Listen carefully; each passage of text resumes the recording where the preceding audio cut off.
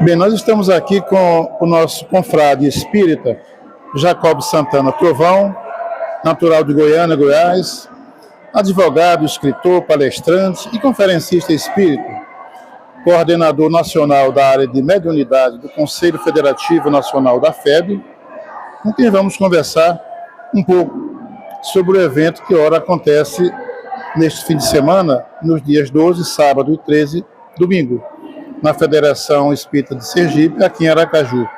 É um evento comemorativo pelo 75º ano de fundação da Federação. E já aproveitando, Jacobson, pegando o tema que foi tão bem esclarecido hoje, que é mediunidade e o controle do pensamento.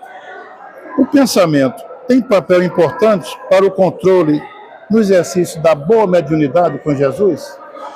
Perfeitamente. A mediunidade é sinônimo de pensamento. Porque todo o contato nosso com a dimensão espiritual é pela mente, é pelo pensamento. Então, qualquer médium que queira manter um padrão de segurança na atividade precisa estar atento à qualidade do pensamento. Mas, para se pensar bem, nós precisamos viver bem, nós precisamos estudar, nós precisamos orar, nós precisamos meditar, nós precisamos fazer o bem, desejar o bem para as outras pessoas, porque a ação psíquica ela não é puramente fisiológica ou de um exercício comum de concentração, mas é o resultado de uma vivência de equilíbrio que nos ajude a ter um contato elevado com os bons espíritos. Jacobs, no final agora da sua maravilhosa exposição, você falou sobre a questão da desconexão na reunião mediúnica. Eu que participo de reunião mediúnica, ao final da reunião, não raro a gente ouvir membros da reunião dizerem que não houve concentração suficiente naquela reunião, o que, de fato, atrapalha um pouco o êxito da reunião. O que ocorre com isso? Há algum antídoto para isso, Jacob? A concentração mediúnica é o resultado de um esforço diário de prática no bem. É muito interessante a ligação que o espírito André Luiz, por exemplo, faz da concentração mediúnica com a vida da pessoa. Então, a pessoa muitas vezes tem dificuldade na reunião mediúnica, mas ela precisa fazer uma reflexão de como foi a semana, como estão acontecendo os dias. É oração, é o estudo, a pessoa tem estudado diariamente, tem buscado controlar suas emoções, tem buscado evitar certas contrariedades, vícios físicos ou morais. Quer dizer, a vida da pessoa está pautada no esforço permanente de autotransformação, se sim, ela vai ter facilidade de concentração na reunião mediúnica. Mas se ela estiver desatenta da própria emoção, do próprio comportamento, da própria vigilância ou dos estudos, não é, meditativos que ela deva fazer, ela vai ter muita dificuldade na reunião mediúnica. Então, o antídoto para a reunião mediúnica que perde o seu foco de concentração é que cada trabalhador tenha mais atenção com o próprio comportamento e com o próprio pensamento durante a semana. Então, podemos dizer que há uma relação direta entre o comportamento da pessoa fora da reunião com o momento da reunião. Na verdade, é uma coisa só. O problema é que a gente separa. A gente acha que é só médium dentro da reunião mediúnica. E esquece que é médium o tempo todo. 24 horas. Nós somos mais médiuns pelo tempo fora da reunião mediúnica do que dentro da reunião mediúnica. Muito bem. A questão 159 do Livro dos Médiuns trata da natureza da mediunidade e afirma que todos são médiuns em algum ou outro grau, embora nem todos a manifestem de forma evidente ou intensa. Então eu pergunto, como explicar essa questão? Mediunidade é uma condição orgânica ou apenas espiritual? Ela é uma condição orgânica porque a mediunidade se manifesta no corpo. Você tem que considerar que o orgânico aí parte do perispírito. Sim. Se não tiver um cérebro adaptado às percepções mediúnicas, ela não acontece. Então ela realmente é orgânica, como Kardec coloca. O médium, ele é preparado na dimensão espiritual para reencarnar nessa condição. O que é o preparo? Ele sofre uma alteração no perispírito, que vai alterar o corpo físico. Então, assim, ao nível genético, nós já temos uma alteração, porque realmente a psique do médium, ela tem capacidade de percepções que o cérebro comum não tem. Isso decorre de um preparo, de uma alteração perispiritual que se refletiu no corpo. Então, ela realmente é orgânica. Agora, quem comanda o corpo é o espírito, obviamente. Aproveitando o tema de amanhã, os desafios atuais da mediunidade, eu pergunto, quais são esses desafios a serem superados para o bom exercício da mediunidade com Jesus? Primeiro é a ausência de estudo. É muito importante o médium estudar, para que ele eleve o seu padrão comportamental e mental.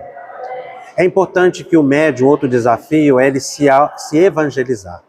Se ele não colocar em si a prática do Evangelho de Jesus, pelo perdão, pela caridade, pela benevolência, pela indulgência, ele vai tendo maiores dificuldades de conexão com os espíritos elevados. Ele precisa ter despretensão na mediunidade, aprender a dar de graça o que de graça se recebe. Não se refere apenas isso a dinheiro, mas a qualquer evidência que se possa ter, qualquer ganho que se possa ter com mediunidade. Isso é importante. Para que uma reunião mediúnica seja exitosa e atingindo os objetivos para os quais ela acontece, é importante a harmonia e até mesmo uma relação fraterna entre todos os membros, ou seja, não deve haver nenhuma dissensão entre um membro para com o outro? Dissensão não, porque o grupo forma uma unidade, é um todo.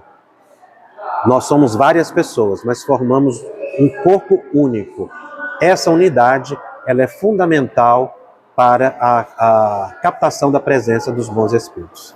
Chegando para o final, se alguém afirmar, Jacobson, que Jesus era médium, é uma afirmativa verdadeira ou é um equívoco?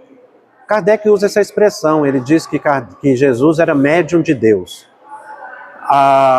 Acontece que quando a gente estuda a essência dos fenômenos, a gente não tem informação de Jesus, como é que foi o trabalho espiritual em torno do mestre para que ele realizasse essa atividade. Então, nós temos uma pálida informação da equipe espiritual que estava com Jesus, quando no Monte Tabor surge Moisés e Elias, mostrando que ali são espíritos luminares que estavam conversando com Cristo, portanto, discutindo com ele os eventos que aconteceriam, que inclusive foi a crucificação. Mas, se a gente olha secamente o fenômeno, são todos fenômenos anímicos, porque foram produzidos pela própria alma do Cristo. Como a alma sublimada que é, a produção anímica do Cristo, pelo seu desejo, pela sua vontade, ele era capaz de alterar as propriedades da matéria, dos fluidos e promover todas as coisas, pela vontade própria, dada a sua hierarquia espiritual.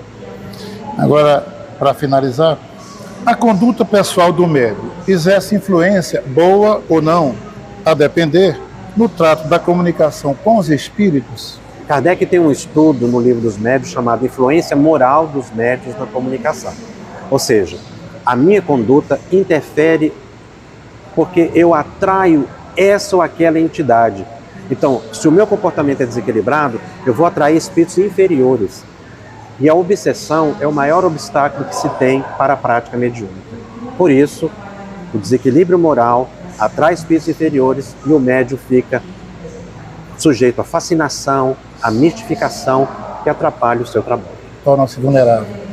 Eu teria 1000 perguntas para fazer, mas o tempo, não quero abusar do amigo. Eu só queria, finalmente, dada a sua experiência e conhecimento espírita que você tem, sobretudo na área da mediunidade, eu gostaria que você deixasse, Robson, uma mensagem para os espíritas de Sergipe, especialmente para aqueles que lidam diretamente com a mediunidade, seja como médiuns ostensivos, dialogadores ou doutrinadores, como chamem, bem como para os médiuns de sustentação na vibração da reunião mediúnica.